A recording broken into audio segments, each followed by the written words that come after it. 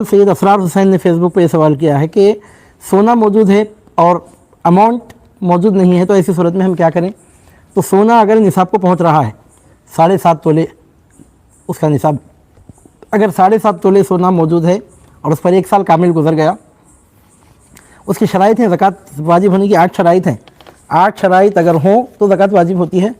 उनमें से 5 शराइत का ताल्लुक़ ज़कात देने वाले से है और 3 शराइत का ताल्लुक़ माल ज़कात से है। 8 अभी हम आपके सामने ज़िक्र करेंगे 8 शराइत।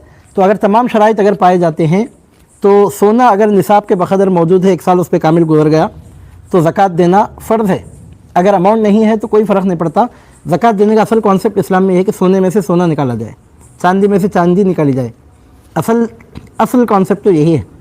अब अगर हमारे पास एक्स्ट्रा अमाउंट है तो हम अमाउंट दे के सोना बचा ले रहे हैं तो क्या वो हमारी सेविंग है, या आप समझिए इसमें गोया हम इजाफा कर ले रहे हैं। वरना आमतौर पर सोने में से सोना निकालना फ़र्ज़ है। अमाउंट अगर अलग से नहीं है तो सोने में से सोना निकाल के ज़कात अदा की जाए, और ज़कात अदा करने में हरगिज़ ताख़िर नहीं करनी चाहिए। ज़कात जब फ़र्ज़ होगी तो फिर निकालने में जल्दी करनी चाहिए, ताख़िर नहीं करनी चाहिए। अब वो कौन सी 8 शराइत हैं कि जिनकी वजह से ज़कात वाजिब होती है, तो उनमें 5 शराइत ऐसी हैं कि जिनका ताल्लुक़ ज़कात देने वाले से है। उसमें 5 बातें हों तो ज़कात फ़र्ज़ होती है। और जो माल है जिस पे ज़कात आ रहा है उस माल में 3 शराइत पाए जाएँ, इन 8 शर्तों के साथ ज़कात वाजिब होती है, फ़र्ज़ होती है। वो 5 शराइत क्या हैं कि जो ज़कात अदा करने वाले में पाए जाने ज़रूरी है, जिसकी वजह से ज़कात फ़र्ज़ होती है। तो पहली शर्त यह है कि जिस पर ज़कात वाजिब होती है वो शख्स आज़ाद हो, ग़ुलाम पर ज़कात वाजिब नहीं है, मुसलमान हो। ये तो ज़ाहिर सी बात है कि गैर मुस्लिम का इन काम से कोई ताल्लुक़ ही नहीं है। नंबर 3 बालिग़ हो। छोटे बच्चों का अगर माल है तो उस पर ज़कात नहीं आती। जैसा कि बाज़ वक्त ऐसा होता है कि बच्चों के लिए कोई माल मुख्तस कर दिया जाता है तो उस पर ज़कात नहीं आती। नंबर 4 आक़िल हो। पागल पे ज़कात नहीं आती। मतलब ये कि अगर कोई पागल है और उसकी मिल्कियत में कुछ ज़मीन या जायदाद या कोई मिल्कियत है उसकी, तो उसके औलिया पर ज़रूरी नहीं कि उसकी जानिब से ज़कात दें, उस पर भी ज़कात मुआफ़ है। और इसी तरह 5वीं शर्त यह है कि वो मालिक निसाब हो। यानी आप आम तौर पे हम जो बोलते हैं कि 7.5 तोले सोना या 52.5 तोले चांदी या उसके बक़दर पैसा अगर किसी के पास जमा है तो उस पर ज़कात आती है। तो 5 शर्तें हैं जिनकी वजह से ज़कात आती है। मुसलमान हो, आज़ाद हो, आक़िल हो, बालिग़ हो, निसाब का मालिक हो। ये 5 शर्तें अगर उसमें पाई जा रही हैं तो ज़कात वाजिब होती है, वरना नहीं। अब वो 3 शर्तें जिनका ताल्लुक़ माल से है वो क्या हैं, तो उनमें पहली शर्त यह है कि माल कामिल हो, माल कामिल हो, ताम हो। यानी मतलब ये कि माल पर मालिक को कब्ज़ा हासिल हो। बाज़ वक्त ऐसा होता है कि हमारा माल दूसरों के पास फंसा हुआ होता है। आप यूँ फ़र्ज़ कीजिए कि 5 लाख रुपए आपने किसी को क़र्ज़ दिए हैं और वो आपके हाथ में नहीं है, पैसा आने वाला है, आज नहीं तो कल उम्मीद है। तो ऐसी सूरत में उस माल पर उस वक्त तक ज़कात नहीं आती जब तक कि आपको वो माल वापस ना मिल जाए। मैं समझाने के लिए मिसाल दे के अर्ज़ कर रहा हूँ कि 5 लाख रुपये मसलन आपके किसी के पास बतौर क़र्ज़ा के हैं, तो आप क्या कीजिए, लिख के रख लीजिए कि 5 लाख रुपये मेरे क़र्ज़ आना था इस साल, और अगर वो रकम मुझे मिलती है तो उसमें से इतनी ज़कात मुझको निकालना है। लिख के रख लीजिए। अगर वो अमाउंट वापस मिल जाता है तो फिर बराबर 2.5% उसमें से निकाल के ज़कात अदा कर दें। अगर खुदा न ख़स्ता क़र्ज़ लेने वाले ने डुबो दिया, क़र्ज़ लेके अदा नहीं किया, माल फिर दोबारा आपको हाथ को नहीं लगा, तो फिर वो ज़कात नहीं आती है। तो माल कामिल हो, ताम हो, और माल पर मालिक को कब्ज़ा ताम हो।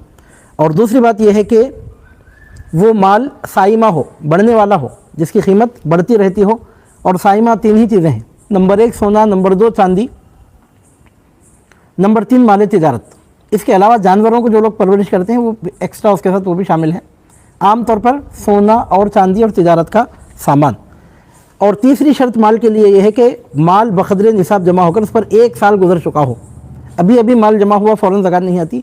माल जब निसाब के बक़दर माल जमा होने के बाद जब 1 साल गुजर जाए तो उसके बाद ज़कात आती है। आप इसको यूँ समझिए कि आम तौर पर औरतों को, मिसाल के तौर पे, उनके वालिदैन की जानिब से औरत को शादी के दिन ज़ेवर उसके हवाले किया जाता है। तो जिस दिन ज़ेवर उसके हवाले किया गया, अब 7.5 तोले सोना या 52.5 तोले चांदी या उसके बक़दर वो कीमत उसको हासिल हो रही है, उस दिन उतनी मालियत हासिल हो रही है, तो अब आइंदा साल फिर जब शादी की तारीख़ आएगी, 1 साल पूरा गुजर जाएगा, तो उसके बाद ज़कात वाजिब होगी।